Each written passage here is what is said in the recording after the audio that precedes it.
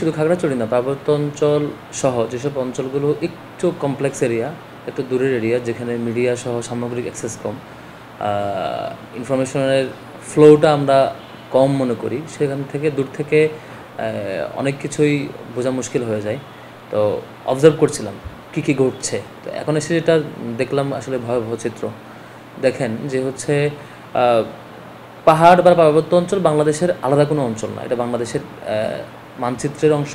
বাংলাদেশের সকল নাগরিকদের, অন্যান্য অঞ্চলের নাগরিকেরা যে অধিকার পাওয়ার কথা, যেই ফ্যাসিলিটি পাওয়ার কথা, এই অঞ্চলের মানুষেরও সমানভাবে সব কিছু পাওয়ার কথা। কিন্তু কেন যেন ইস্যুগুলো পার্বত্য অঞ্চলের ইস্যুতে আসলেই একটু ভিন্ন মোড়কে আমরা দেখতে পাই। যেমন ধরেন কোনো একটা অপরাধ হইলো, কোনো একটা অপরাধের কেস আমরা দেখতে পেলাম, তখন আমরা কী করতে পারি? একটা অপরাধের কেসগুলো, সে অপরাধটা লিগ্যাল প্রসিডিউর যেভাবে অ্যাড্রেস করতে হয় সেভাবে অ্যাড্রেস হওয়া উচিত। কোনো একটা যেমন ধরেন যে জায়গা জমিন নিয়ে কারোর সাথে সংঘাত হইলো, এটা যদি রংপুরে হতো তখন দেখা যেত যে জায়গা জমি নিয়ে দুজনের মধ্যে সংঘর্ষ, এভাবে উপস্থাপন হতো। আর যদি সেটা রাঙ্গামাটি কিংবা খাগড়াছড়িতে হয়, তখন এইটাকে কীভাবে কমিউনাল ক্লাসে নিয়ে যাওয়া যায়, দুই কমিউনিটির মধ্যে সংঘাতের রূপ নিয়ে নেওয়া যায়, এমনভাবে উপস্থাপন করা হয়। এই যে সদ্য রিসেন্ট যে ঘটনা, সেটা দেখেন যে ধর্ষণের ঘটনা বা ধর্ষণের অভিযোগ আসছে। অভিযোগ আসার পরে হওয়ার কথা ছিল যে অভিযোগ আসার পরে সেটা স্বাভাবিক প্রক্রিয়ায়, সেটা বিচারিক প্রক্রিয়ার মধ্যে দিয়ে যাবে, কিন্তু সেটা আমরা দেখি না। বরং একটা সম্ভবত মারমা স্টুডেন্ট কাউন্সিল, তাদের পক্ষ থেকে ওই ভিকটিম বা যিনি অভিযোগ করেছেন তার ফ্যামিলির সম্ভবত 300 গজ বা কাছাকাছি দূরত্বের আর একটা পরিবার, তার কাছে গিয়ে অভিযোগ দেওয়া হয় ফ্যামিলিতে যে হচ্ছে আপনাদের ছেলে হত্যা করছে, ছেলের নাম কি আপনাদের ছেলে ধর্ষণ করেছে।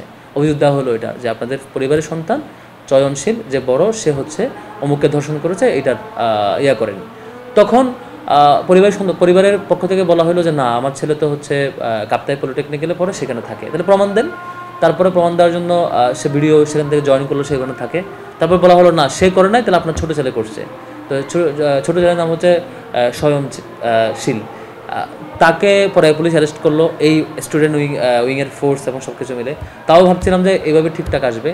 তো এর মধ্যে ঘটনাটা লিগের প্রসিডিউরে যেভাবে যাওয়ার কথা সেটা না হয়ে বরং চলে গেল এটা একটা কমিউনাল ক্লেশে, বিভিন্ন জায়গায় মারামারি, অবরোধ এবং হচ্ছে এক পর্যায়ে সিরিয়াস পর্যায়ে। পরে দেখলাম শিবু ঘোষ, তার বাড়িতে 3 তলা বিল্ডিং আগুন ধরাই দেওয়া হলো এবং তার সব কিছু পুড়ে ছারখার হয়ে গেল।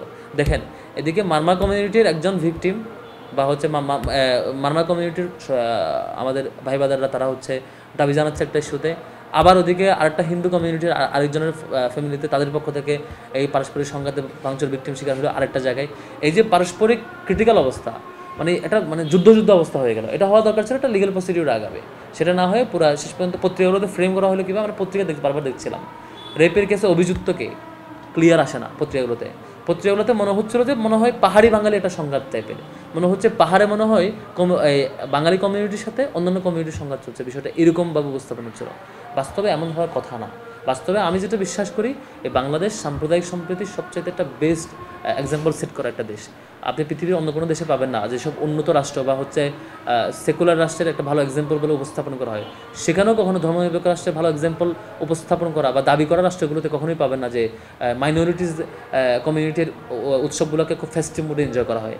অথচ বাংলাদেশে দেখবেন সকল কমিউনিটির রাইটস নিয়ে সবাই মানে খুব কেয়ারফুললি এটা করে।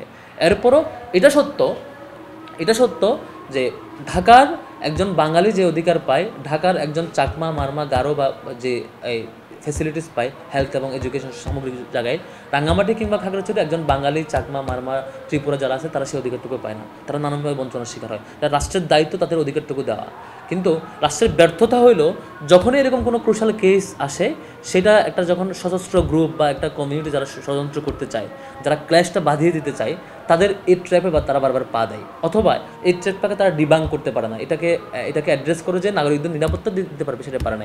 পাহাড়ে এসে তো দেখেন রেপের অভিযোগ আসলো, রেপের যিনি ভিকটিম, যে অভিযোগ অনুযায়ী যিনি ভিকটিম, তিনি একটা নির্দিষ্ট কমিউনিটির নাগরিক।